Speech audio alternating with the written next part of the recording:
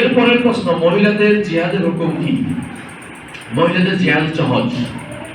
মহিলাদের জিহাদ হচ্ছে হজ। জিহাদুকুন্নাল হজ লাকুন্না জিহাদুন লা কিতালা ফি। তোমাদের জন্য একটা জিহাদ আছে, কোনো কি নাই, যুদ্ধ নাই, হাত মারামারি নাই, সেটা হচ্ছে হজ। হজ এবং উমরা হচ্ছে মহিলাদের জন্য। সুতরাং মহিলাদের জন্য জিহাদের ময়দানে যাওয়ার কোনো নিয়ম নাই। এখন বলতে পারেন রাসূলুল্লাহ সাল্লাল্লাহু আলাইহি ওয়াসাল্লাম সিরিয়া গেছেন, রাসূলের সাথে গেছেন, কখনো কখনো তারা গেছেন জিহাদের মধ্যে যারা অসুস্থ হয়ে পড়ে তাদেরকে সুস্থতা করার জন্য, এই অবস্থায় গেছেন।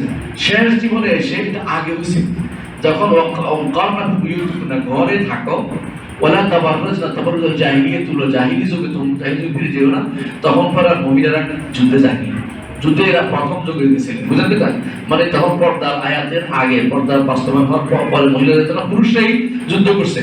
কোন মহিলা ওই যে পারস্য জয়ে অথবা রোমান জয়ে অংশগ্রহণ করেন মহিলা যাইত, হ্যাঁ, স্বামীর সাথে যাইত।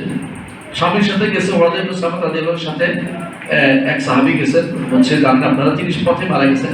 এবং এই মহিলাকে শহীদা বলে, তিনি সমুদ্রে উঠে প্রথম মহিলা, তিনি সমুদ্র স্বামীর সাথে গেছেন।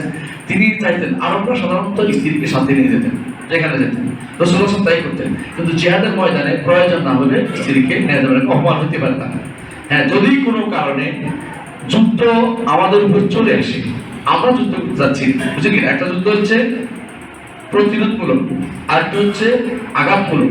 প্রতিরোধমূলক যে যুদ্ধ, এটা যদি হয় মহিলা যুদ্ধ করতে হবে, তখন সবাই করতে হবে, নারী পুরুষ বাচ্চা সবাই। কাফের যদি কথা ধরেন বাইরের কোনো দেশ আমাদের দেশ আক্রমণ করে বসছে, হ্যাঁ, মুসলিম হিসেবে আপনার দায়িত্ব হচ্ছে এটাকে প্রতিরোধ করা, মুসলিম দেশ থেকে প্রতিরোধ করা। হ্যাঁ, দেশ হিসাবে না, মুসলিম দেশে প্রতিরোধ করা এবং ইমান থেকে প্রতিরোধ করার দায়িত্ব হিসেবে পড়বে। তখন নারী পুরুষ বাচ্চা সবাই প্রতিরোধ করবে, প্রতিরোধ জিহাদ তখন চাপ থাকবে। যদি পুরুষ না পারে, নারী যত ক্ষমতা আছে ততটুকু সে বাস্তবায়ন করবে, এবং সে কখনো কুফরি করতে যাবে না, বা তাদের সাথে কুফরিতে অংশগ্রহণ করবে না, বা তাদের ঘর সংসার করতে যাবে না।